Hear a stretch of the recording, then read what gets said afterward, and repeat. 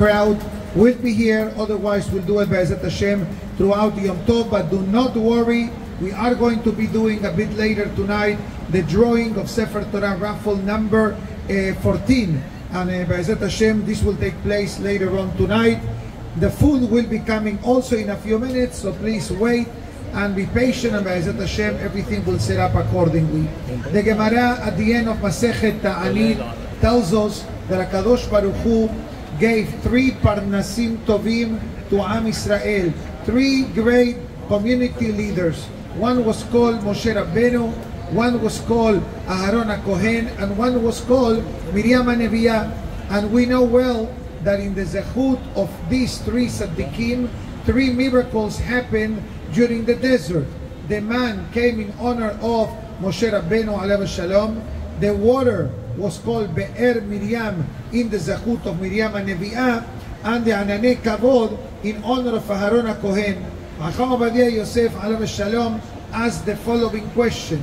We understand that when it came to the concept of the man and the concept of the water, it was a mandatory obligation, Kaviyachol, by HaKadosh Baruch Hu, to provide basic substance in the desert, water and food.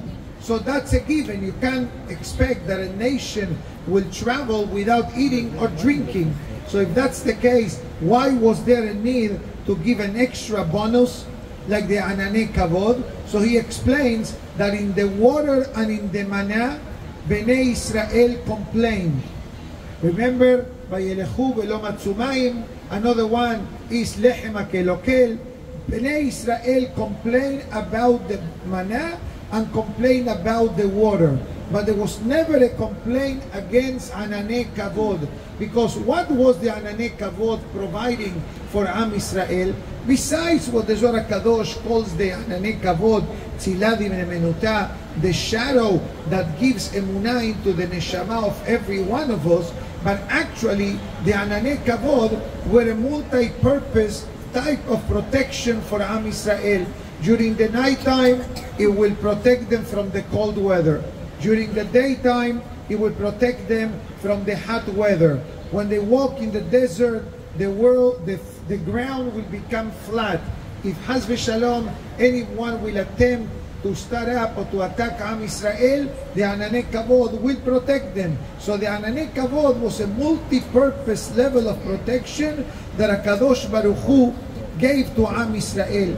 And the question is being asked, why specifically the Ananei Kavod were given in honor of Aharon HaKohen? And specifically we can even ask why they were called Ananei Kavod, why they were called the walls or the clouds of glory. And Kavod actually doesn't mean really glory. Kavod means honor. So we need to understand what was the ma'ala that Aharon HaKohen had over Moshe Rabbeinu and Miriam HaNeviah. The Mishnah in Pirkei Avot writes concerning Aharon HaKohen. Everybody knows this Mishnah. First chapter, Heveh mitalmidav shel Aharon. A person must emulate the students of Aharon HaKohen. Ohev shalom velodev shalom. So more was said about the life of Aharon, especially upon his passing, than the passing of Moshe Rabbeinu. Why?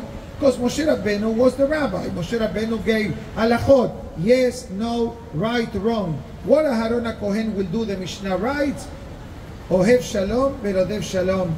Aharon HaKohen will bring peace among people, but still doesn't answer why it's called Ananei Kavod. Why is it called a kirot shel shemira, something more modern? Why do you call it Ananim? So I heard this not long ago, that how a cloud is created. Rafa, how a cloud is created? From the water, it evaporates, the vapor becomes the cloud. So we all agree that the clouds can be created by vapor. Now, where else is found vapor? In the life of a human being. Short answer, in our speech. When you speak, if you speak against a glass or a cup or a plate, what do you have? Vapor. This is the Ananei. What was the vapor? The kavod. the kavod that people were giving to one another in the zechut of Aharon HaKohen, it created this cloud of protection, and this was the zechut of the shalom, and this is in a way the star of Sukkot. Yes, Sukkot connects to Yaakov Avinu, as the pasuk says, the Yaakov Avinu did Sukkot after he left Seir with Esav, ve'yomikneu asa Sukkot. That's what the pasuk writes in Bereshah Vayishlach.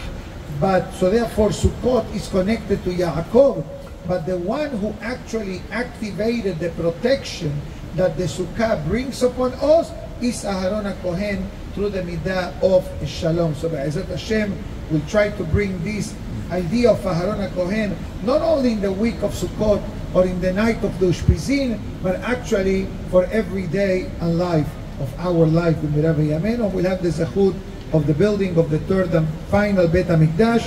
Amen. We're ready for more music. Who is coming up next?